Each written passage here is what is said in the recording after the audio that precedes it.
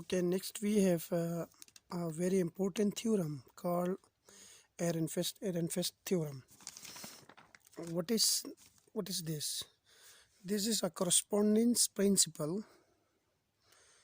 This is a correspondence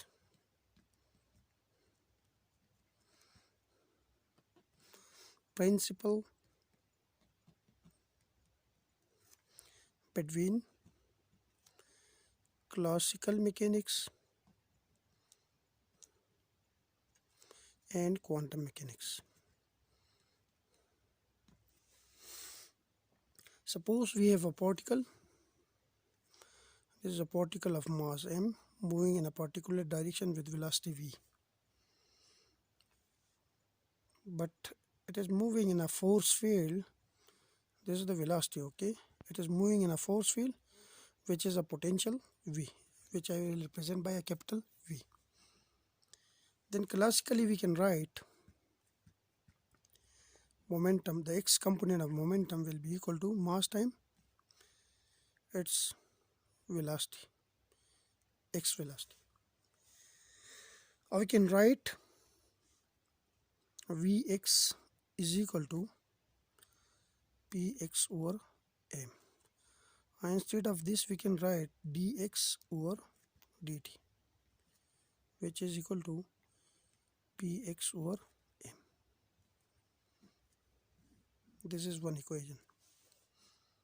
Also, we know that force is equal to negative gradient of potential minus partial v over partial x.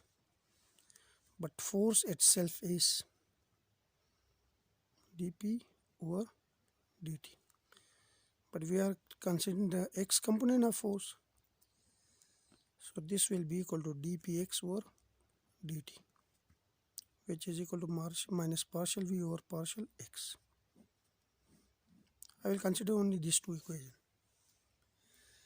Now these are classical equations. These two are classical equations. And according to this theorem,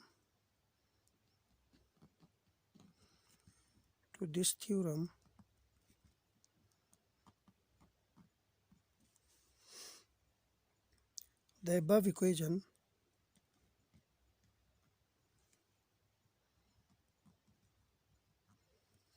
are equally valid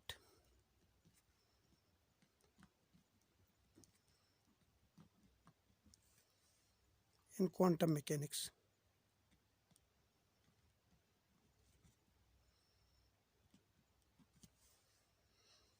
If the condition is if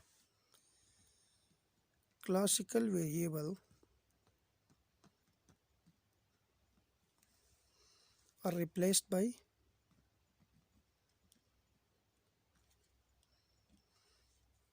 their quantum mechanical expectation values.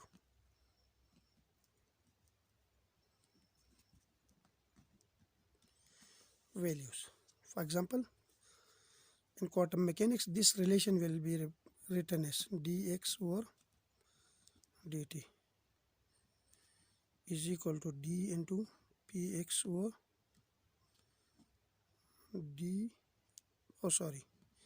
px over m, and dpx over dt will be equal to minus partial v over partial x. These are quantum mechanical equations now. So we replace the classical equation by quantum mechanical equation just by replacing the classical variable. Like the classical variable is x, we replace it by its expectation value or the average value, and classical variable is momentum px, we replace it by its expectation value. Similarly, here px is the classical variable, we replace it by its expectation value, and potential is the classical variable, we replace it by its expectation value. So a classical equation can be written in quantum mechanics but the condition is the classical variable will be replaced by their quantum mechanical expectation values.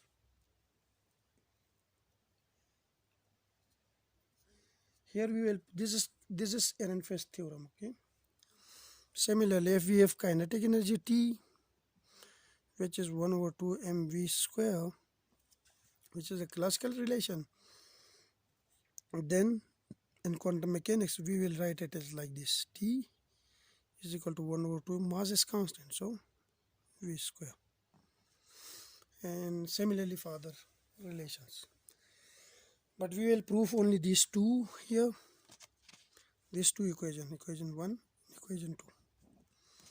So we will start the proof of equation 1, which is dx over dt is equal to px over m. Now the proof is, we know that the expectation value of position is, the expectation value of position is, the proof is a little bit lengthy, but it's okay, we will manage it.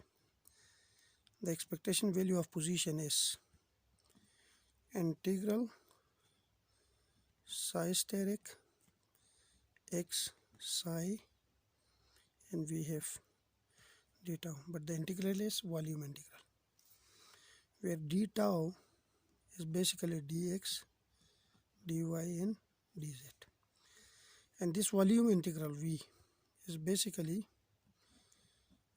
three integrals from minus infinity to infinity, minus infinity to infinity, minus infinity to infinity.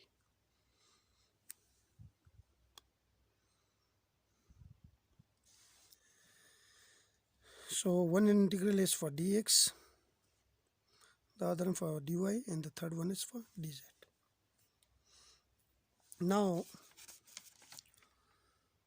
but remember that this wave function psi is normalized. Okay, there is a factor in the denominator which is integral psi steric psi d tau, and for a normalized wave we have this integral psi steric psi d tau is equal to 1, which we already discussed before. Now differentiating this is, let's say, equation, or I can write it here again, which is integral of psi steric x psi d tau. Now differentiating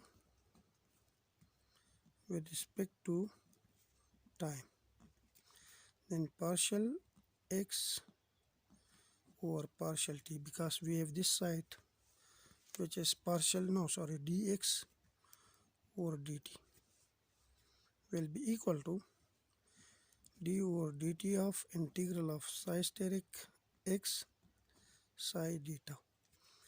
So I consider this is one function and this is another function. I will apply this derivative to this one. So we have integral, and first we have first function which is psi of psi x, and derivative of the second. But psi is a function of position and time. Okay, if we differentiate it by d psi by dt, then we can replace it by the partial derivative, partial psi by partial t, because there are two variables. So differentiation with respect to 2t, we will replace it by partial derivative. So we have partial psi by partial t, delta psi by delta t, plus we have this one,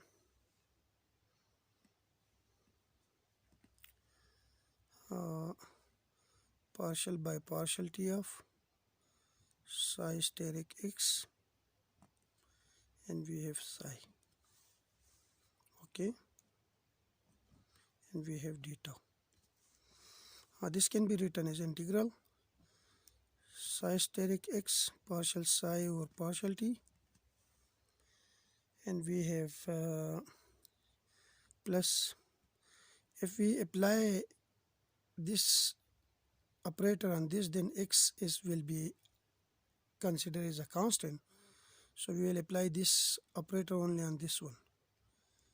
So it's partial steric over partial t, and we have x into psi into d tau,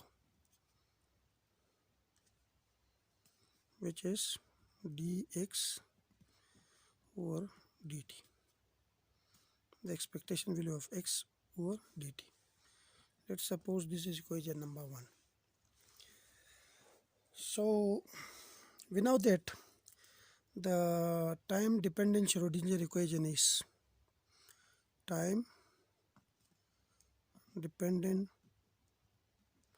Schrodinger equation is iota h bar partial psi over partial t will be equal to minus h bar square over 2m del square psi plus v of psi.